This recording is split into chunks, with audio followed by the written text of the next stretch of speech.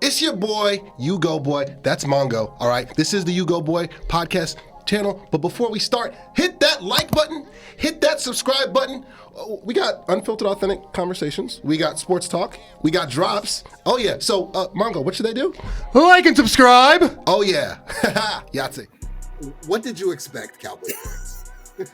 what did you expect from this season? We tried to warn you on this show. Your owner is a walking red flag. A walking red flag. Micah Parsons was traded out of emotion. We said that the day it happened. We went on air for episode 69 the day it happened. This whole nonsense and dribble of Jerry traded him for the best interest of the Cowboys. If that were the truth, he would have been traded before the draft, where the market would have been booming for Micah from all 31 other teams. When you go team building and bargain basement bullshit because your owner is a walking red flag, this is the product that you get. You go, boy. Mongo. A lot to talk about. Episode 70 of the U-Goboy podcast virtual coming at you, baby. Yahtzee. Whoa. Hey, this a vibe, nigga, whoa. Woo. Secure the bag, I need more. Hey, 3P, Jordan, whoa. Woo. I can't keep it on a low. This a whole vibe. I don't need a plug, no cosign. Thinking out loud, that's a gold mine. Mask on, yeah, COVID-19. Baby mama, yeah, looking like Rihanna. Rest in peace to George, rest in peace Brianna. Still kicking like Van Damme with my niggas in Amsterdam. Mongo. I'm gonna start this episode off. You go, boy. Very lovely young lady gave me this as a gift. It's a red flag. It's a red. I got you. I'm picking up the gift here. You're picking up, yeah, red flag. Red flag here. Thank you, unnamed lovely young lady. But let's start with our respective teams, who are two walking red flags right now: the Jets and the Cowboys. We're gonna hopefully slide in some Yankee talk too. I know we're both up against the clock here, but let's kick things off with your Jets. 0-3 Jets, Jets, Jets. Please, Mongo, what is going on in New York? Why are you guys 0-3? And why does it look like same old Jets? Joe Benigno, eat your heart out wherever you are. Well, let me start with the easy part of that. Why does it look like the same old Jets? Because it is. Our quarterback is hurt. Elijah Vera Tucker is hurt. We don't have enough defensive backs. We don't have a receiving core. It's all the same problems that we had last year with the only new and improved feature is that Brandon Stevens is god awful. And teams are already quickly figuring out, just don't throw it at Sauce, just aim for him. If there's any solace, I had us as 1-2 at this point back in the summer. So 0-3 is only one. We were not beating Buffalo. I don't care if everything went well this year. We were not beating Buffalo. Going to Tampa in September, fairly young team. It's a zillion degrees down there. Okay, I had that as a loss too. That Pittsburgh loss is going to hurt because we really had it. And also Aaron Rodgers, man, screw that guy. But Savage. Again, we're not terribly far off. There are going to be winnable games. They've been in it. Again, we talked about it on the last episode, when the four of us were together. Brandon Stevens was going to be important to this team being competent on defense, and he looks as bad as advertised when you look at his Baltimore stats. So that's a problem they have to fix. No one's really been able to step up and be wide receiver too. But all things being equal, we're not far off of where we thought we'd be at this point, even though nothing's really gone right. Like the video. So Fields, I don't think he was the answer at quarterback. Yeah, you guys signed him against better judgment. Tyrod Taylor, he got some burn back there too against Tampa Bay Buccaneer defense and had them looking like the 2002 Tampa Bay Bucks with Warren Sapp and Derek Brooks and John Lynch and them boys. You guys look like it's a transitional year, and with a brand new head coach, and you're just trying to, lay down the foundation to actually be competitive maybe next year or maybe 2 years from now. This looks like long-term storytelling going on over there in East Rutherford, New Jersey, or Florham Park, New Jersey, where they actually do their practicing at. But the quarterback. It always starts there, But at the same time, the defense. I thought Aaron Glenn was supposed to pick up the baton from where Robert Saleh was fired and left the baton, with a dominant defense that's aggressive, forces turnovers, gets after the quarterback, and mucks up games that, and gives you guys an opportunity to compete. Your defense looks awful. It looks lost. Teams that are they're targeting Sauce. They're targeting the guy playing opposite Stevens, like you said. They're running the ball. This defense, I thought the defense was going to be the calling card. Why has the defense taken a step back? Well, so it ironically, it still does start with the quarterback. And I will really, he'd have to go out and full on Antonio Brown, rip his shirt off and walk off the field for me to give him a grade this season. Justin Fields, that is. I've said it all along. I think, this team is just good enough that they'll end up somewhere around 13th, pick. And you got to go cornerback, then you got to go receiver, then you just got to take rotational pass rushers all day 3. That's the only way you got to draft. And honestly, I hope we're not in a position where we're taking the third best quarterback off the board at 6 or 7. We got to get behind New Orleans. We got to get behind Miami. I don't want the number 4 this year. I'd rather have the 13. But, and a large part of it is just that depth, because, some of the top pieces of the defense. Listen, I'll tell you, you could talk about the similarities, but Robert Saleh was not letting Will McDonald try and, Dancing with the Stars leap of death over a center. That's not happening under the last group of lazy, defensive-minded coaches we had, Aaron Glenn is in this to win this. And I hate that move. He's one of our 2 best defensemen. You're letting him jump over the center, who all the center has to do is go like this, and 1, it's a penalty, and 2, you're going to break the guy's ankle. I hate that move, but I do love that Aaron Glenn is aware of where his talent is. The problem is he just doesn't have enough talent right now. So, make it a defense that veteran free agents are going to want to come to. Add in the draft. Your first pick better be on defense. I don't care what the offensive, I don't care if there's a tempting guard to replace Elijah Vera Tucker. I don't care if there's the third best quarterback in the draft falls to us at 8 or 9. Take that cornerback. That'll help. But again, it goes back to the offense. If the offense can't stay on the field long enough, listen, Sauce can be as good as he wants. If he's gassed, he's not Sauce. If McDonald is gassed, he's not McDonald, and so on and so forth. They need more from their second, tier unit. They need more from their supporting roles, and they need the offense to just stay on the field longer. Subscribe to the channel. We're going to get our teams respectively out of the way, and then we're going to do a wraparound real quick of what the rest of the league is looking like. And again, trying to get some Yankee talk in there. The regular season is about to wrap up, and as we sit here today, tied for first place. But yeah, I think it's about that time. This needs a segment of its own, the red flag segment. All right, red flags. I'm throwing a red flag for challenging out of my sock like Belichick, who's having a great time over in North Carolina.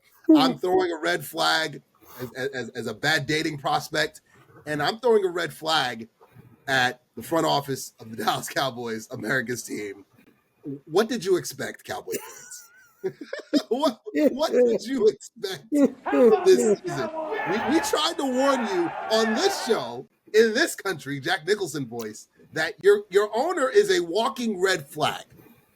A walking red flag. Micah Parsons was traded out of emotion. We said that the day it happened. We went on air for episode 69 the day it happened. This whole nonsense and dribble of Jerry traded him for the best interest of the Cowboys. If that were the truth, he would have been traded before the draft, where the market would have been booming for Micah from all 31 other teams. You could have got a Russell Wilson, Denver, Seahawk level trade for his services had you traded him on time. But no, you got emotional, and then your red flag started showing, and you traded away a top 3 pass rusher in this league for 2 first-round picks that will be in the 20s, not even the high 20s, low 20s. because the Packers have proven, even though they lost to the Browns, they're one of the top teams in the NFC and will be competing for a Lombardi trophy. So we turn our attention to the worst secondary in football and the worst pass rush in football. This was going to be a mid teetering around the 15s, 16s, maybe the low 20s, high 20s, mid to low 20s. This was going to be a mid defense regardless, because again, when you go team building and bargain basement bullshit because your owner is a walking red flag, this is the product that you get. You know, you and me, we give so much credit to Will McClay, and rightfully so, slow clap. He's awesome. He's a green flag most of the time. But offensively, the Cowboys have drafted very well. Very, very well. They've hit on a lot of those picks, preferably CeeDee Lamb, Dak Prescott, the list, Jake Ferguson, Tyler Smith. The list goes on and on. Cooper Beebe, a guy who we love, who's hurt right now. He's got the same beard as you. Like, we have hit offensively quite a bit. But red flag. How about the Cowboy defensive draft picks in the last 5+ years? Micah Parsons, who's no longer with the team.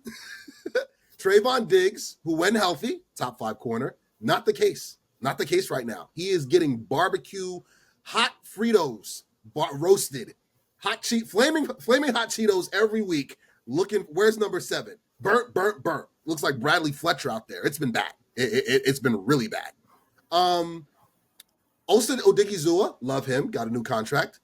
But can you name me another impact player, Mongo, on this defense? I'll wait till episode 71. I'll wait. How much time you got, Phil?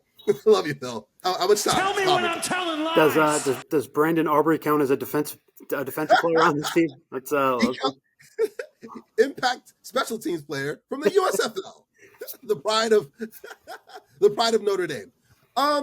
Yeah. So when you're draft and develop and you miss on picks and have a down year, as we discussed a few episodes ago, you're fucked. That's how that works. That's how that works in the real world. And what you're seeing when you want to go the bargain basement bullshit route, Kenneth Murray trading from the Titans? No. Elam from the Buffalo Bills? No. I'm sorry. Just no. We can keep going. Clowney, who they just got off his couch to replace Micah. We'll see how that goes. We'll see how that goes. Jack Sanborn, the former Bear last year. No.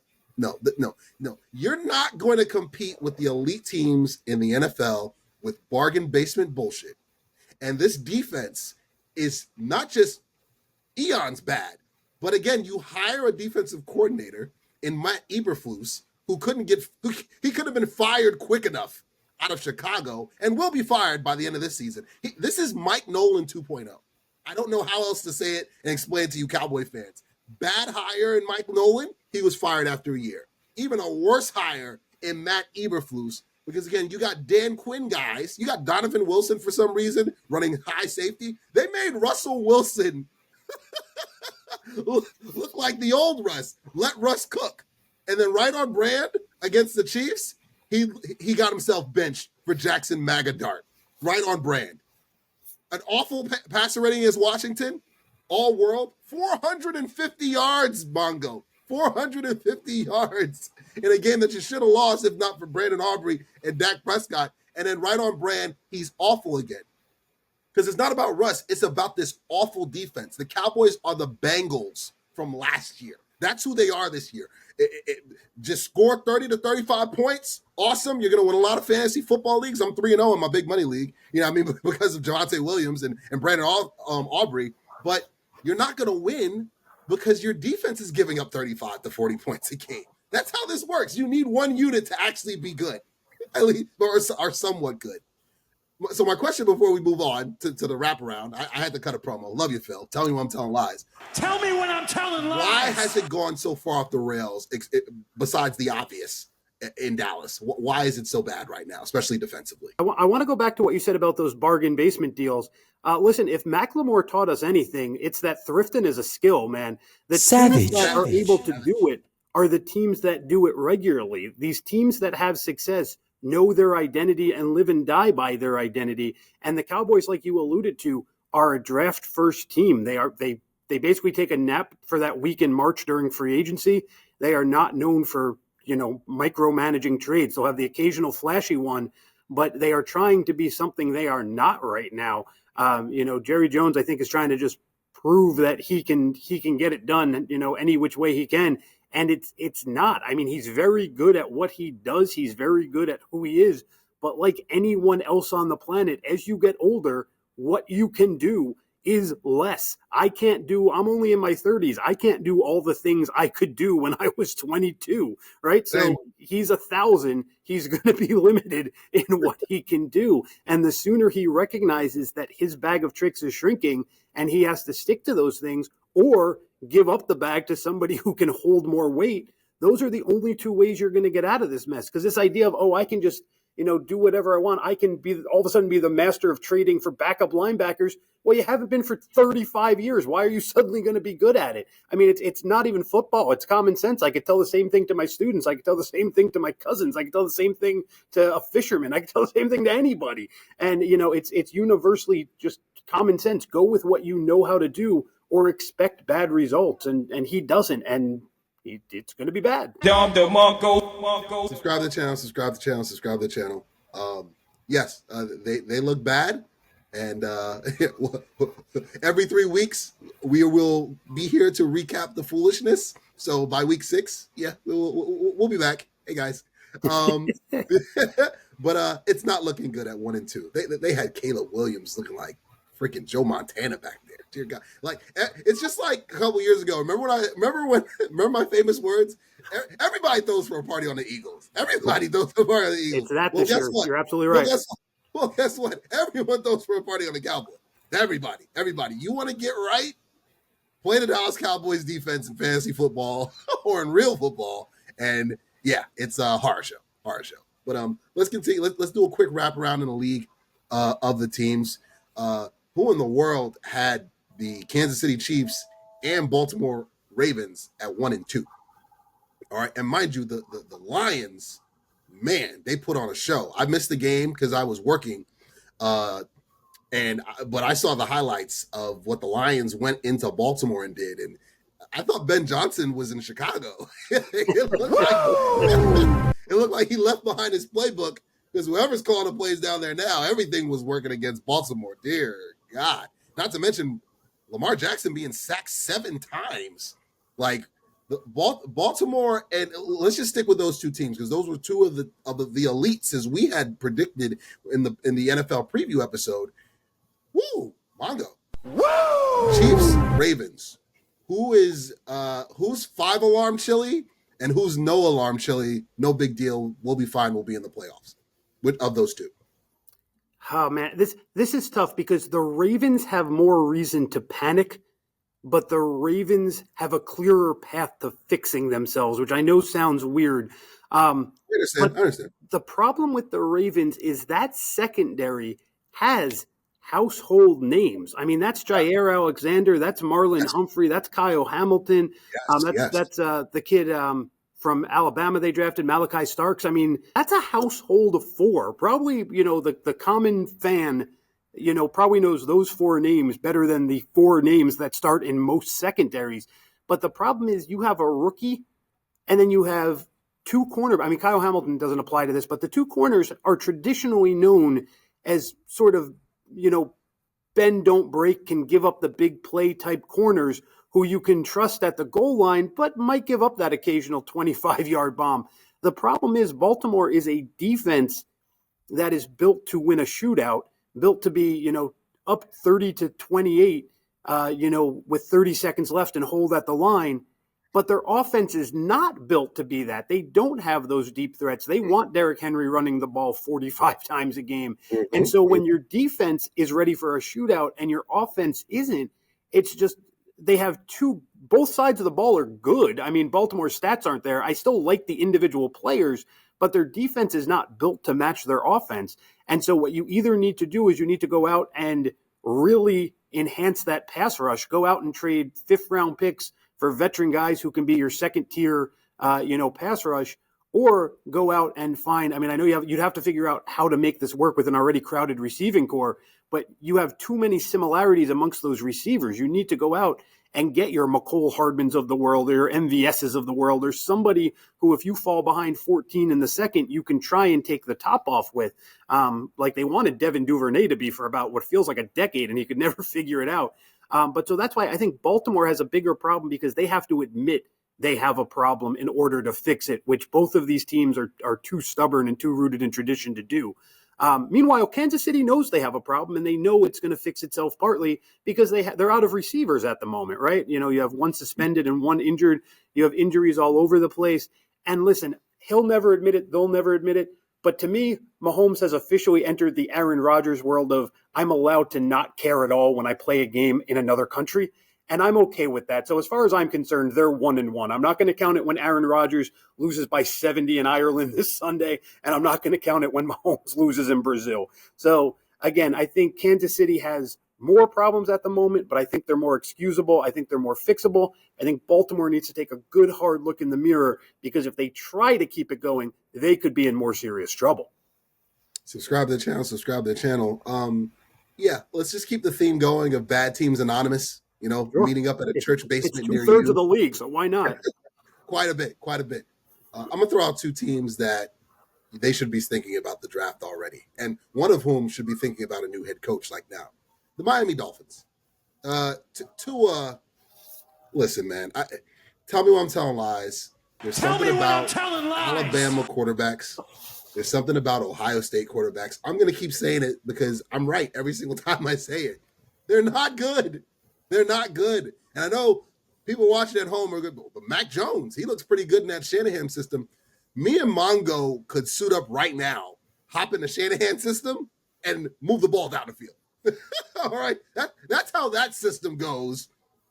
All Mac Jones winning football games is proving the same point me and Mongo have been saying about Brock Montana. Congratulations on the big bag. And more injuries to come because the Avengers are slowly Thanosing away into dust. I turned it into a verb.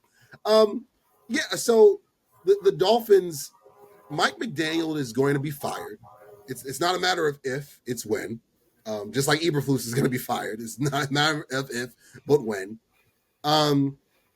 And the fire sale in Miami is going to be illustrious. I can't wait. I am praying to God the Cowboys get on the phone for a Minka Fitzpatrick or Bradley Chubb or an A-Chain, one of those young running backs. Make a deal for somebody because or Phillips, the defensive end. Make a deal for someone because the Dolphins are going to be open for business very, very, very soon. Tell me when I'm telling lies. Tyreek Hill, don't be shocked if he makes his way somehow, some way back to Kansas City. You know what I mean? Because he never went. That man is being held hostage right now. He's going through it all. He's going through a divorce. You know what I mean? Assault charges, baby mama drama, and a bad quarterback. And a bad football team. Like, free Tyreek Hill. All right? Where's the red flag? Free Tyreek Hill. All right? He's going through it. He's going through it. But among the Dolphins. The Dolphins are they're trending downward very, very quickly, and another team and injury had a big deal to do with it. The Bengals. The Bengals. Joe Burrow's gone. I don't foresee him coming back because by the time he is quote unquote healthy, whatever that means, they're going to be out of playoff contention. Browning is not the answer. If they trade for Russ or they trade for Jameis Winston, that's not going to be the answer either. The Bengals are cooked. They're cooked. The timer has gone off on the turkey in the oven. That one's out the pasture. Who is in a worse spot, Mongo? The team that is getting ready to fire sale, or a team that their franchise quarterback just can't stay healthy? The way you word that question makes it at least mildly tough. So kudos to you, Mr. Hostman. But if you go back and check the August tape, I believe my take on the Jets was they had third in the AFC East locked up because the Dolphins were well on their way to 0-17. And you're waving the red flag, and that's because the Dolphins can't wave the white flag because there's nothing to give up. They came in with this being a lost season to anyone with eyes. It's nice of the Dolphins to show up. It's nice of the Dolphins to pretend that they had talent, but you could see this from a mile away. They didn't do enough to bolster the offensive line. Tyreek Hill is clearly disgruntled. Their running backs can't stay healthy. Tua, you talked about that, Alabama quarterbacks. And I mean, that coach, I mean, we saw this when every Patriot, right? Everyone off the Belichick branch got a chance and failed for about 10 to 15 years, right? We're seeing that now with Sean McVay clones, right? For everyone that works, another 5 fail. And so this is just the, continuation of it being a copycat league. And so Miami tried to copy Sean McVay, and simply put, it doesn't work. And I mean, Miami's going to get some talent, some capital back for these guys on defense. You're absolutely right. But this is a team that really, I mean, for context, I have Malik Washington, their third wide receiver, owned in about every dynasty league I can get my hands on him, because they can move on from all 22 starters. I mean, it's broken. I mean, it is completely broken. So, but to answer your question, why I said it's tough, Cincinnati has more reason to be saddened by this. And so, who's in a worse position emotionally? I think it's Cincinnati. I had them pretty clearly locked into the playoffs this year. I thought them and Denver were going to kind of jockey for 6 and 7. I thought the Colts might give them a chase. But I had them pretty locked in, and now you're absolutely right. It's no chance. He'll come back next year. They'll be in position to get some nice defensive pieces, probably 2 defensive pieces in the top 45 picks in the draft. But the only reason I'll put a caveat on it is we're starting to see some Andrew Luck type historical numbers in Joe Burrow's sacks taken history and injury history. And we know how that played out. And if this is the beginning of an early end for Joe Burrow, then I have to change my answer. I mean, within the context of we're assuming we see Joe Burrow again for many years, I'd rather own several gas stations in Oklahoma before I bought stock in the Dolphins. I mean, Savage. There is no worse than the Dolphins.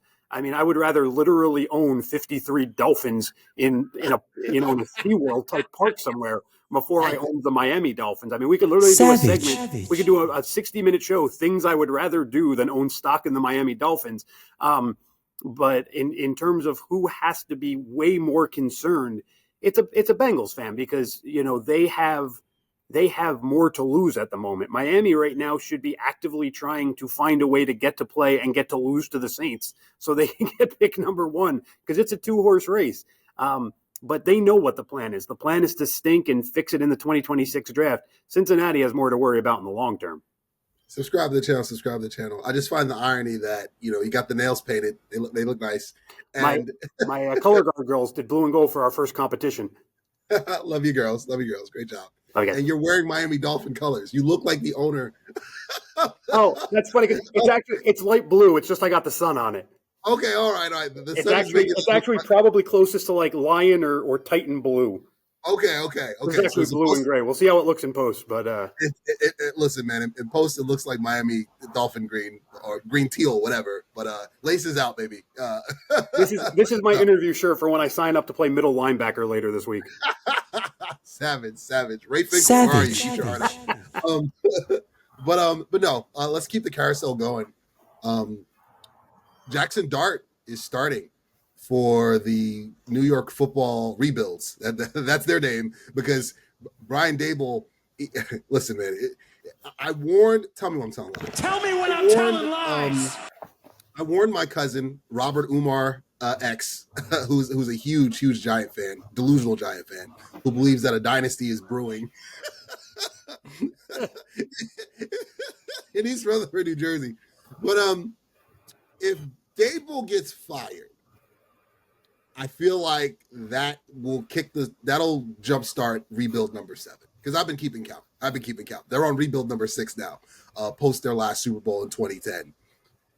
Firing Dable and firing Shane, who Giant fans they're out on Shane. They've been out on him really since the Barkley disaster and the Barkley debacle, as they should. But firing Dable after this is supposed to be his guy. This MAGA young man, this strapping MAGA young man, MAGA Dart, he's here now, and that was Dable's guy, or whatever. Firing him at the onset of his career, I think that would be a mistake for the Giants. But that's from what I'm hearing from all my sources over here out here in Jersey. That's where they play. They don't play in New York. They practice in Albany, but they play in Jersey. And most of the players live in Jersey, just like the Jets.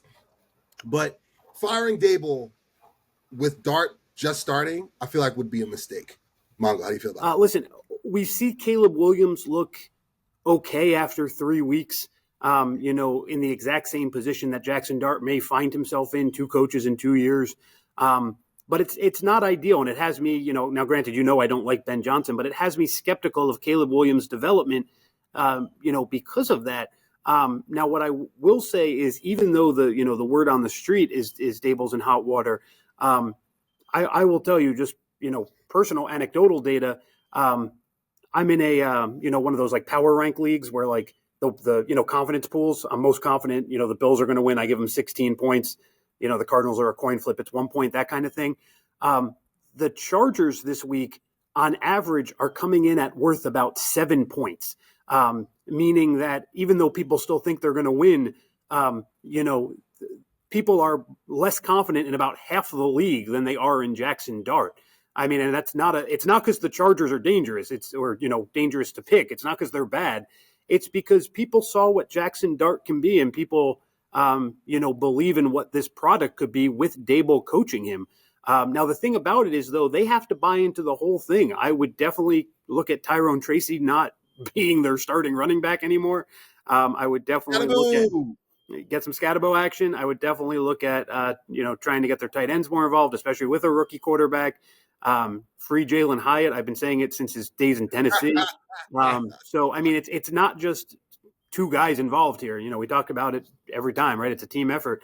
But, it feels a little bit different with Jackson Dart than like if Tyler Show replaced Radler, it wouldn't change the fact that it's an unmitigated failure in New Orleans right now.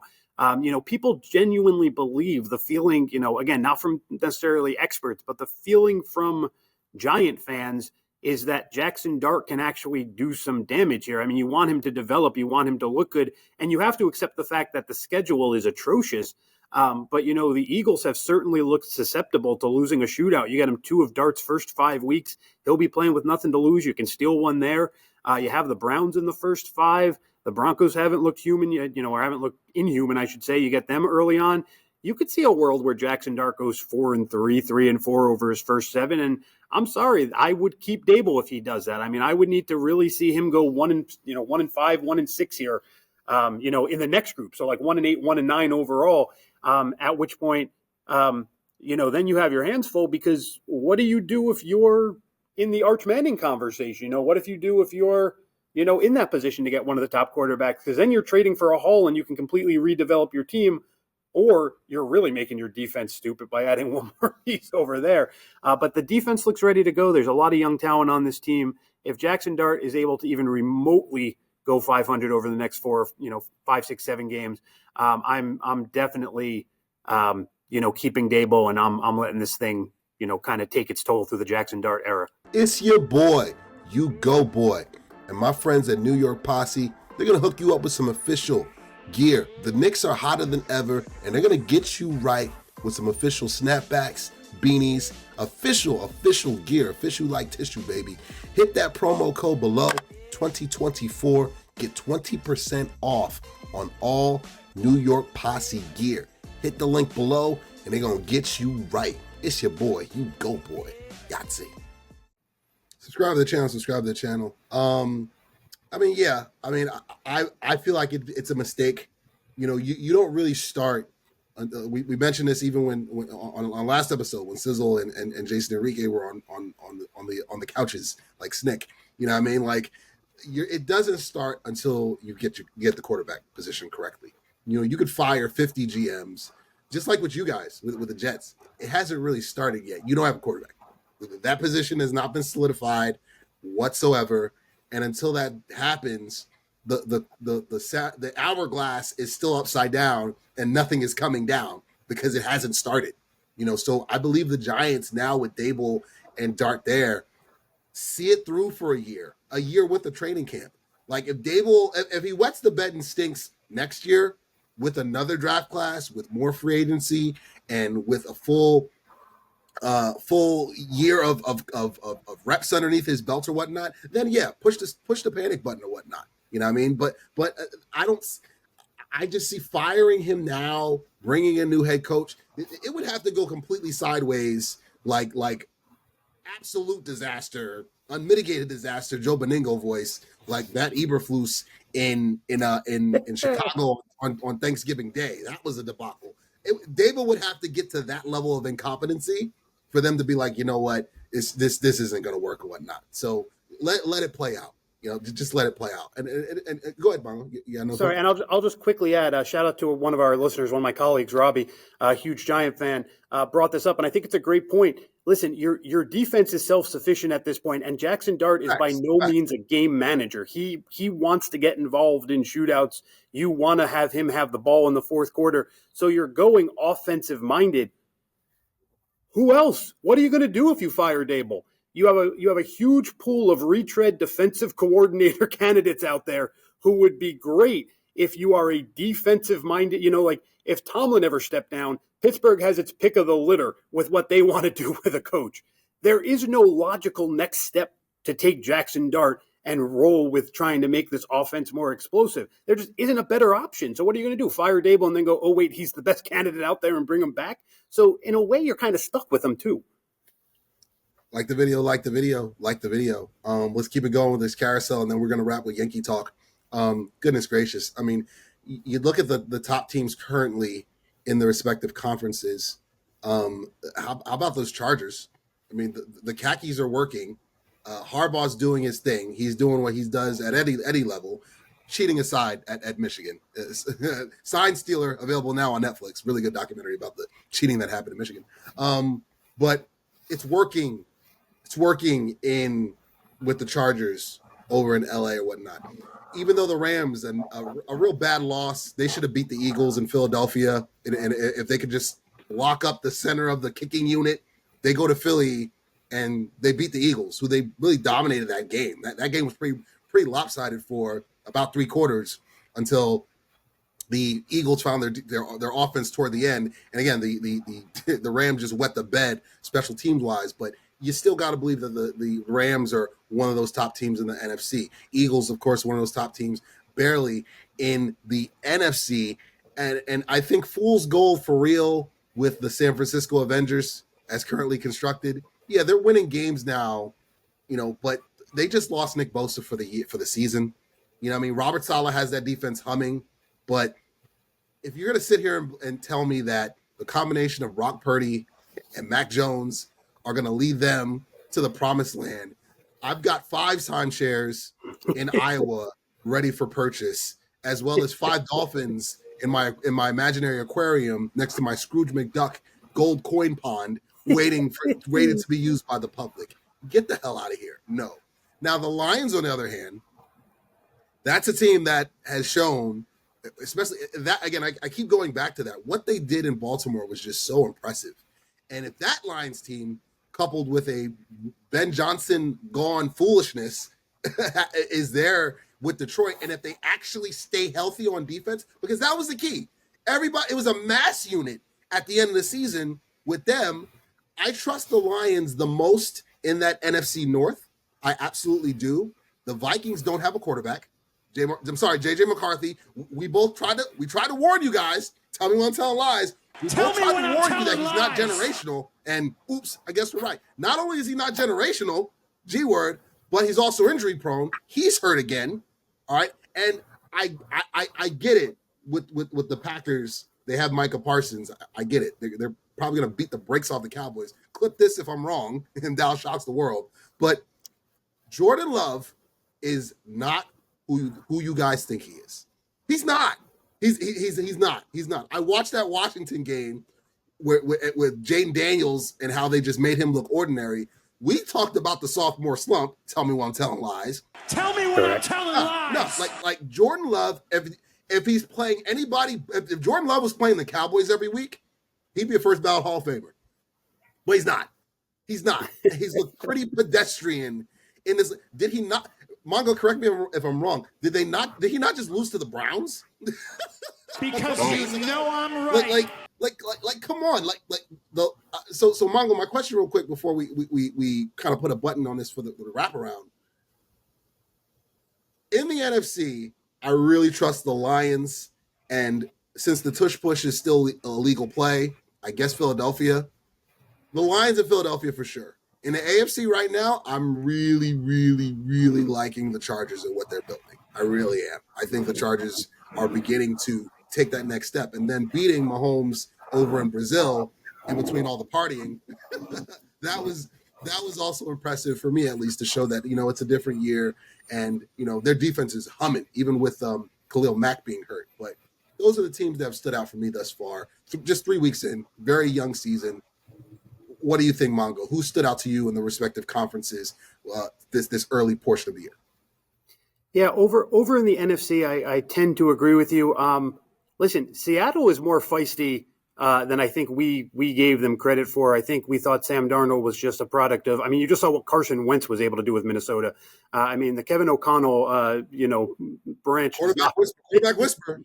Yeah. I mean, again, we talked about Mike McDonald and who can and can't be the next Sean McVay. O'Connell definitely can be. And so that NFC West has some talent out there, but got to be careful though. The Chargers. We talked about this on the last show, but again. Minnesota, they have Vegas twice, Tennessee, Indianapolis, Pittsburgh, a whole bunch of teams. They're going to play Kansas City again. The Giants, right? But here's what it is. It's a whole bunch of teams with a brand new quarterback, and they go out, they bring Keenan Allen back. They're a stationary team. They're a stagnant team. They know what they're doing, and so you can pretend they don't look ahead. But they looked at the schedule, said, we are a team that knows who we are. We are playing a lot of teams that have a lot to figure out, and we can make a run at finally dethroning Mahomes this year. And I've had them all along actually winning the division and then losing in the first round of the playoffs. And I'll stay there because at the end of the day, everyone's 0-0 on whatever it is, January 10th. So I like the Chargers. I was in on the Chargers winning the division all along. I do not fully trust the Chargers, except for the fact that who I trust even less is the entire middle tier of the AFC. I mean, I was in on the Bengals making a run from the 6th seed. I'm definitely out on that. I thought if Jacksonville could somehow, or Texas, whoever was the 4 seed could make some noise from the AFC South, definitely out on that. Although I like the Colts, but I think it's more about who they've played so far. I think the league is going to kind of figure out, put 9 in the box, force Daniel Jones to beat you. So I do think at the end of the day, I mean, one of Buffalo, Baltimore, and Kansas City are going to eliminate each other, and 2 of them are going to be playing. It's the same exact show we've seen again and again and again. But, again, kudos to the Rams who, for all the offseason drama have seemed to have figured it out. Kudos to the Bucks who, they go out and shock everybody by taking a wide receiver in round 1, and they clearly knew what they were doing because he's great. There you go. And they knew exactly what they needed to get through some injuries. So, a lot of smart play, but nothing that's necessarily shocked me yet. Yeah. Oh, yeah. Subscribe to the channel. Get some love to Baker. Baker's cooking. Baker's playing really good ball. Bucks are 3-0, 2-0 for like the 5th straight year. Some weird stat like that. You know what I mean? So you got to give them love for sure. We talked about bad teams anonymous. We got to throw the Texans in there. I mean, C.J. Stroud, you see a recurring theme. They say he's regressed, but man, he's running behind 5 washing machines. I mean, that's not. Yeah, he has. Fair. And that can't be understated. But Margo, it's funny. This is kind of like the Ohio State colors in this red flag. If it's not Bama, it's Ohio State, man. Right? They're the 2. Death taxes in those 2 schools. USC too, right? The 3 schools can't produce a quarterback. I'm just saying. Tell me when I'm telling lies. Tell me when I'm telling lies. When everyone that was annoyed, it's like Bill Parcells when he was like, put the brakes on the Romo put the anointing oil away or whatnot. They were annoyed. C.J. Stroud, we showed him love on the show. We absolutely did. With that being said, we also put an addendum on that. Give it time. Yeah. He's got to show a body of work before we can go out and give him the G word. And the body of work he's shown 3 weeks in is that he ain't it. and granted, the offensive line is a problem, but again, the Texans invested in the offensive line. They invested with draft picks and free agency. It just looks like whiff after whiff after whiff. You know, I mean, they're missing Tunsil right now, who, by the way, isn't really playing that well in Washington for that matter. You know what I mean? But at least he was a bigger washing machine, right? At least he was a washer dryer set. Yes, absolutely. You know, so yeah. I mean, the carousel is turning. Again, it's super early. That's a disclaimer. We're gonna have in 3 weeks when we meet up again, same bat time, same bat channel. We're gonna have a really clearer idea. You know, our teams respectively will probably be 0-6 and 1-5. You know, but then again, who knows? Cowboys Jets. That's coming up pretty soon down the pipeline. A 1:00 game, baby. I'll be there. You know what I mean? I can't wait. From there, I'll be going right back to Wizards training camp. It's going to be me, you, and a bunch of Giant fans who bought tickets for the wrong game, and I'm here for it. Exactly. Savage. You know what I mean? But yeah, I mean the carousel continues to turn. The teams are beginning, like it's beginning to take shape. Who's pretenders and who's already thinking about the draft. Our teams respectively are thinking about the draft. Like, they make no mistake about it. We got 2 1s, and honestly, it would only be fitting if our teams are picking 12th and 13th. The 13th pick is in the 2026 NFL draft. The New York Jets select. You can make a montage because I'm in a slightly different location. I wear a slightly different shirt. I have a slightly different haircut every single time. So you can put one by one of every time I've said it since April. I've been in on it from day one-ish, and I will stand by it that we are picking 13th. You know what's funny? There's like a TikTok meme of like this high school like math teacher or whatever, and there's a montage of somebody that was recording him, like he had like the same outfit or the same variation of the same outfit for like 2 weeks straight. I gotta find it because you just put that with the audio of you saying this is the 13th. That's right. It's destiny. It's destiny, bro. It's destiny. You can't fight destiny. But yeah. So that does for NFL talk. We're gonna wrap here real quick with some Yankee talk, and then we'll get up out of here. Coming up on the hour mark. Man, oh man. As we currently sit here, the Yankees and Blue Jays are tied atop the AL East. And I was on the phone. Shout out to Jason Muldrow, one of my OGs, my youth pastor growing up, one of my best friends. Huge Giant fan, but also he will be on this podcast at some point. He's one of the best, most knowledgeable guys about ball that I know, and also a long-suffering New York Yankee fan like the two of us. And we had this conversation today about how funny it is and how fitting it is that the Yankees we're in the playoffs. We're fighting for the division and fighting to stay out of the wild card round, but we're in already. We're not worried about getting in. How about Juan Soto and those Mets? How about those Mets? How about those Mets? It must be nice that he hit 43 home runs and has over 100 RBIs and a ridiculous OPS and all those walks. But again, just like Robinson Cano with the Seattle Mariners, you chose that bag. You chose that bag. And you chose, as we mentioned a few episodes ago, you chose Mark Vientos and Brandon Nimmo and Alvarez and Francisco Lindor and a depleted bullpen and a depleted rotation and an inferior manager. Mind you, both of us could really, Aaron Boone could go kick rocks, but an inferior manager, you chose that over in Queens. You chose that over in Flushing. And now you're fighting just to get in as a third wild card. Guess what, Juan? That's going to happen a lot because the Mets are a poorly run organization. They are. Yes, the Coens have all the money in the world. They can buy whatever you want. You know what they can't buy? A full competent roster. They can't buy that. You can buy stars. You can buy a couple guys here and there that's going to win the headline war and win the bidding wars. Congratulations. But the Yankees have a better bullpen. The Yankees have a better lineup. They have a better rotation. They have better depth players. They have better bench players. They have a better manager. They have a better stadium that's more conducive for hitting. They're a better run franchise than the guys over in Queens. And you chose 15 years to try to prove them wrong. And guess what? Year one goes to the Yankees. Mongo. But for the Mets, two things. One, tonight's a huge game because they got the Marlins coming up in this final series, who are currently 4 back of the Mets. So, if they can win tonight and eliminate the Marlins, and the Marlins have nothing to play for, that goes much better for, the Mets' chances this weekend. I'll also say for the Mets, listen, they were too stubborn. They had a chance to go to their younger guys earlier.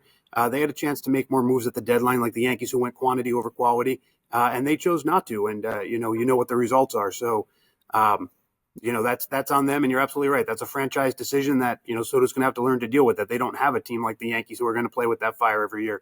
In terms of behind the scenes. So, he got what he got paid for effectively, and we'll see what happens. But tonight, is game 159, and it's a huge one for the Mets because Cincinnati's playing a Milwaukee team that's basically wrapped up the pennant. So even though Cincinnati has the much tougher foe, they could easily get caught, get some breaks from Milwaukee this weekend. So the Mets are going to need a Marlin team with nothing to play for, to have a chance as well. So that'll definitely help them. But again, the big thing is not using those young guys for the Mets earlier, not going out and getting more help. I mean, listen, they went out and got Cedric Mullins, but a guy like Caballero did just as much, if not more, and served the same purpose. And so they could have gone out and bought more. So that's on the Mets front office. But yeah, no, I'm with you completely because it's a different universe, right? The Yankees treat every year like it's their last year on earth. The Mets are just happy to be in 3 or 4 2 or 3 times a decade. So yeah, we're gonna wrap here. No need for a 70A, 70B or whatever. We're good here. We'll be back in a couple weeks. The NFL season is going to continue to roll. The playoffs will have started by now. Hopefully the Yankees will be still alive and well, fighting for that 26th World Championship. But that does it here. That's Mongo. That's me. The belt is somewhere here. Both our teams are thinking about the draft already. We love you guys. This has been the U-Goboy podcast. Come on back. We love y'all. Peace. Yahtzee. Whoa. Hey, this a vibe, nigga. Whoa. Woo. Secure the bag. I need more. Hey, 3P Jordan. Whoa. Woo. I can't keep it on a low. This a whole vibe. I don't need a plug, no cosign. Thinking out loud, that's a gold mine. Mask on, yeah, COVID-19. Baby mama, yeah, looking like Rihanna. Rest in peace to George, rest in peace Brianna. Still kicking like Van Damme with my niggas in Amsterdam.